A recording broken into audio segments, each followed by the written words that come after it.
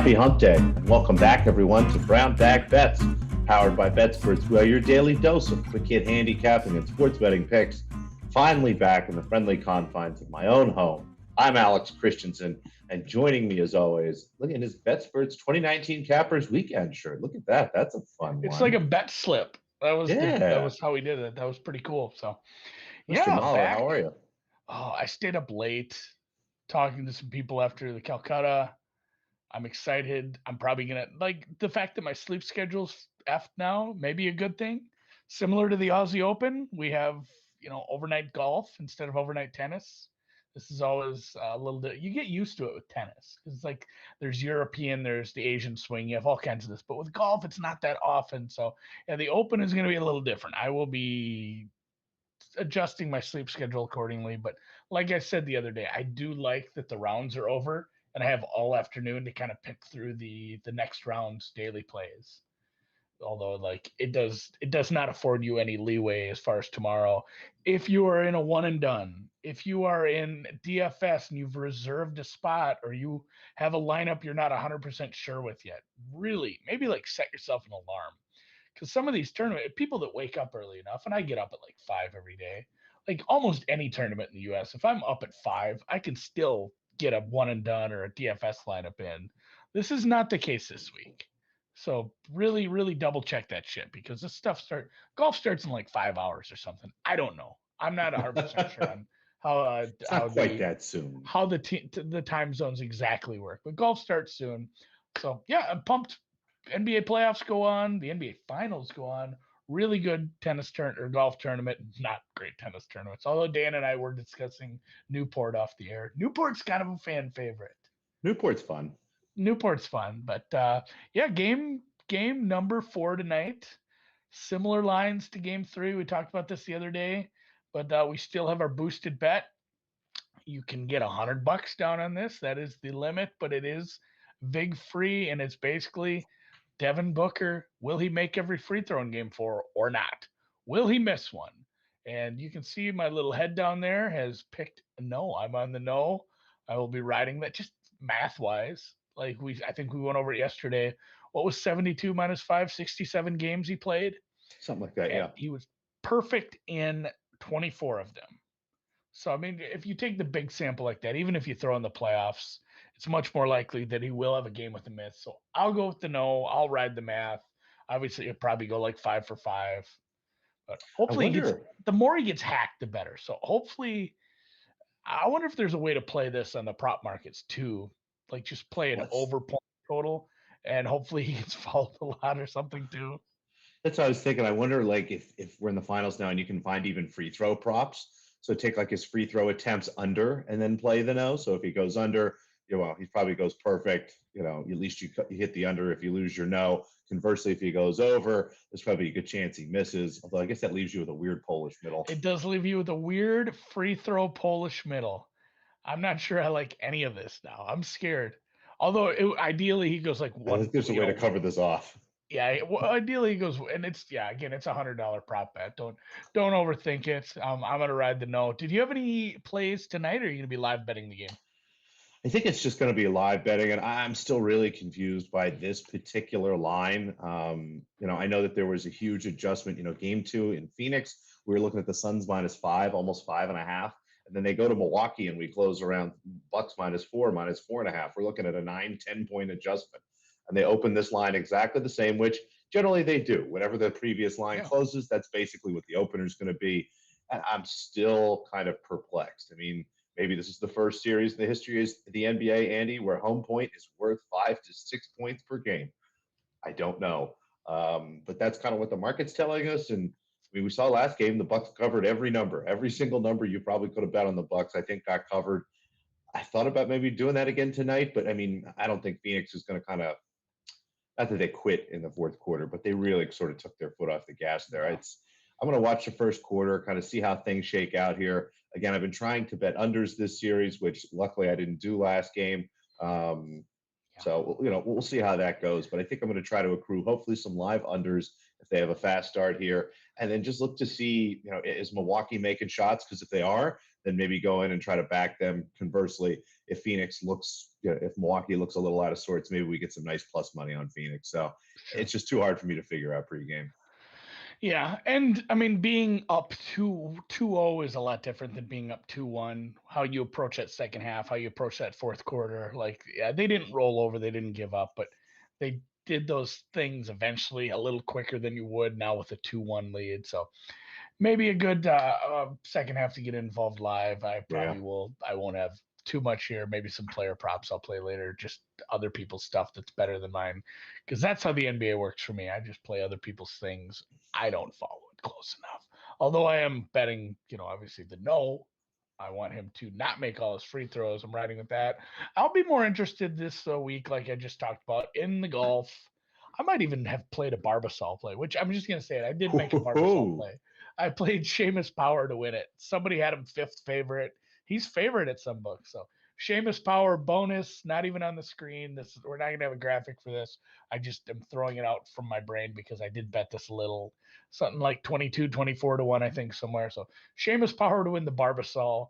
Maybe I did talk to Dan about this off air. There are places that will let you parlay the winner of the Barbasol and the winner of the Open. Maybe a Seamus Spieth 400 to 1-ish kind of thing. I don't know. We'll look into that. But I did play some round 1 stuff. And again, this starts, I mean, literally, it does kind of start, like 12, 14 hours, something like this. I'm not sure when the very first tee times are. The early tee times are, if they are at 8 local, it would be like 2 a.m. Central. So getting there, it'll be overnight here. I played a couple of juicy favorites. I actually laid a half stroke with Keegan Bradley, but off the top there, Chez Reavie, not 100% sure on that one, over Brandt Snedeker. Todd over Matt Jones. Matt Jones has been a thorn in my side, but I have him pretty low here. Keegan Bradley, another guy. I think I actually did play him top 20. I'll probably have him top 30, top 40 as well. Over Matthias Schwab, who's a guy I like, but hasn't played all that well in my mind lately. Scotty Scheffler, Mr. Texas, over Will Zalatoris.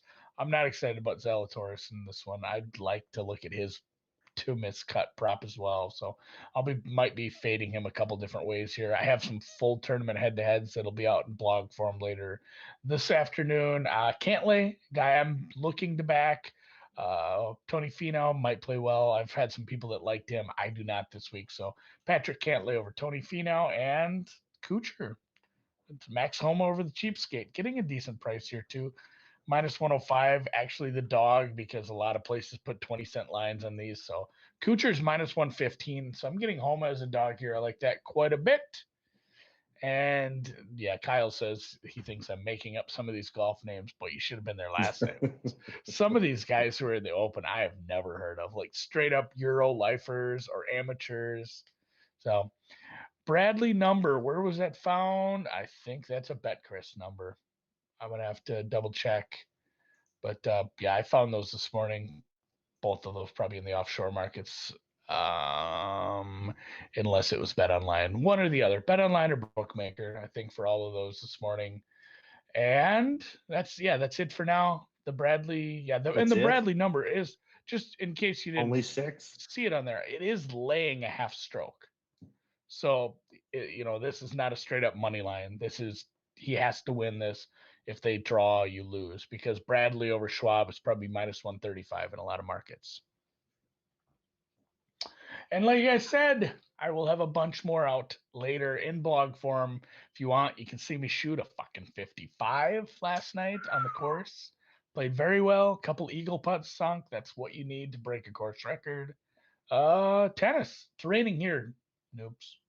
Is it raining in France again? Raining?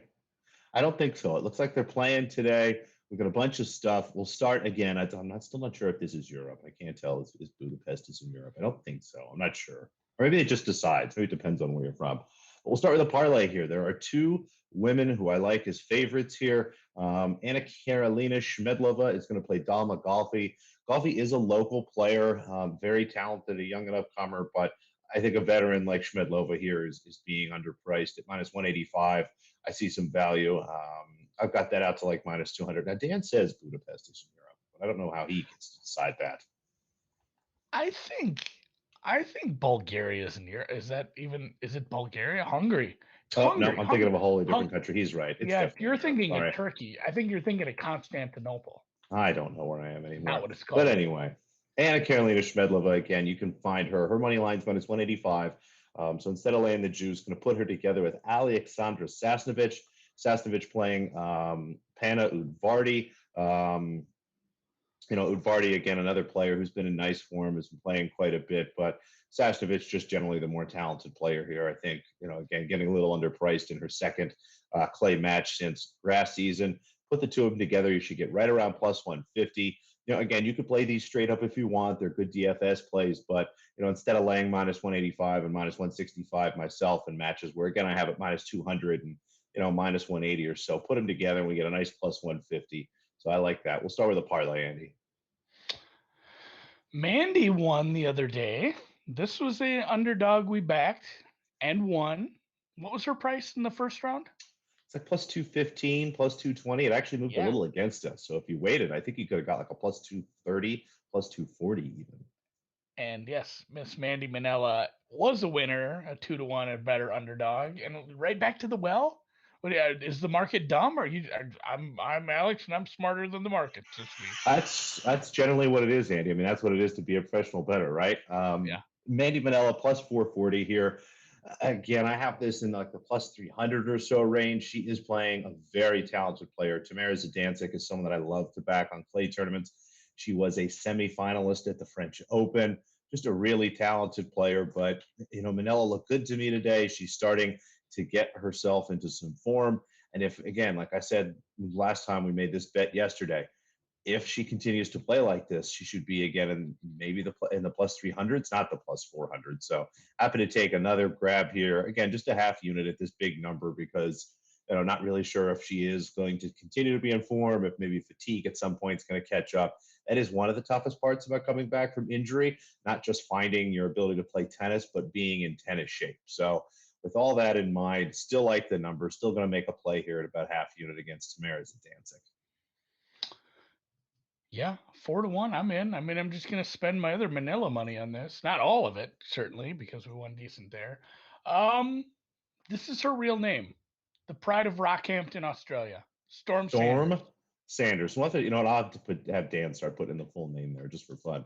Just for only for Storm. Tennis is great. Someday we need to get Storm Sanders versus Hurricane Tyga Black. And yes, Hurricane Tyga Black is someone's legal name. I've actually seen a picture of the birth certificate.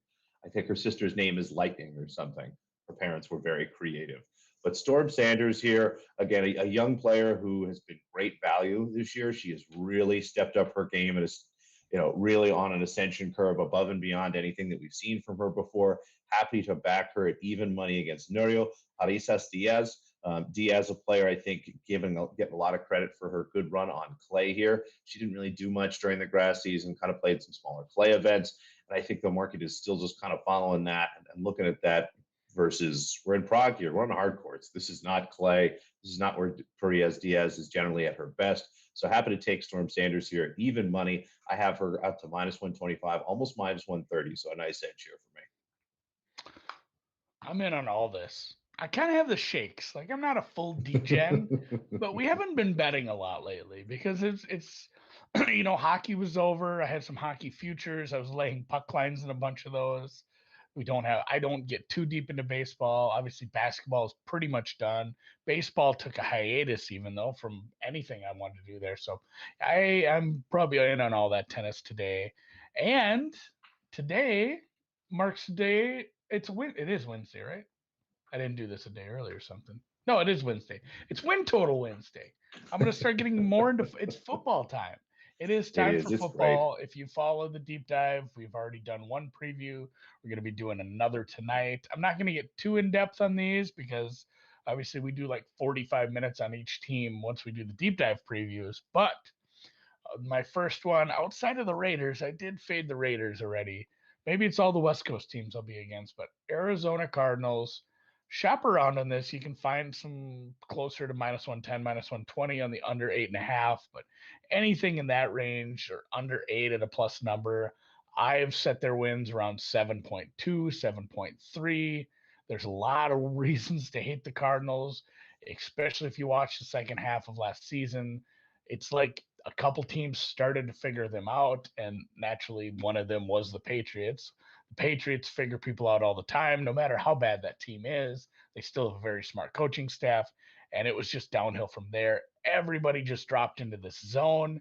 It's kind of like all the knocks that people put on Lamar Smith, except they're real for Kyler Murray. Like you drop into this coverage zone and his runs don't work. Everybody's kind of blanketed. Nobody's open. And all of a sudden, this stupid, air raid offense just doesn't work against weird. Like this thing that worked in the Big 12 where defenses are horrible doesn't work against NFL head coaches and NFL Really? defensive coordinators after a couple years. So, I, for one, am shocked. adding Hopkins was huge, and they had some nice games. But yeah, I'm against the Cardinals this year. I'm thinking like 7-10, 8-11 season. Still going to take a long time for me to get used to those two numbers adding up to how many wins a team will have. So, and God, hopefully they have a tie again. I think the Cardinals are tie happy over the past few years. They have at least one. So, yeah. Arizona Cardinals under 8.5 wins. The schedule's not in their favor either. Depending where you look, they have either a top 5 or top 10 hardest schedule based on a couple people's numbers. Not going to be easy playing in their division with the other teams they play on top of things, which if I look real quick, I believe, they have Cleveland away. They have Green Bay coming in. They have, and just the end of the season is Indy, Dallas, Seattle. If any of those if Indy's offense is anywhere near what it could be, I suppose, if you do believe in some Carson Wentz, that could be a tough one even at home. But between the divisional teams and then, they start out with Tennessee on the road. Not a great schedule for them. So Cardinals under 8.5 to start this. I will have another one next week, probably on Wednesday. It's more Wednesdays, and we got plenty of teams to pick here, Andy. So I know I already talked about one. We talked about the Raiders a while ago. So we've got two on the board. Yeah, I'm just adding to my portfolio. I don't have a ton in it yet, so I'll be playing more win totals this year. Not for a lot, but I don't like having these outside of like my Raiders one. But I played them early last year. I had the Cowboys over. I got the best of the number by like honestly, I think it was like 15%. It was a lot and never had a chance. Too many injuries. That's why I do like unders in these. If somebody, I don't wish injuries on anyone, but if you have an under, injuries are your friend. So, let's close it out with a picture of a Yeti with some words telling you that you can get this Yeti simply by signing up for WynnBet. Go over to @BETSPERTS on Twitter. All the details are there. All the links are there. There's a bunch of states you can sign up. Somebody in the chat just said, "What's the Raiders one?" I played the Raiders under a couple different times. They're gonna be bad. Sign up for WynnBet. Get your free account. $500 risk-free bet. Just send me a slip. Not me personally, please don't. But send it to someone here at BETSPERTS. Literally anyone else. Literally anyone to read. Me. I'm not. Don't do that either. Send it to Matt. The details at BETSPERTS. Make your risk-free bet. Send us the slip that you did, and we'll get you a Yeti. That's all there is to it, and that's all there is to this today. Alex, good luck with all your tennis, man. Thank you, sir. See you guys tomorrow.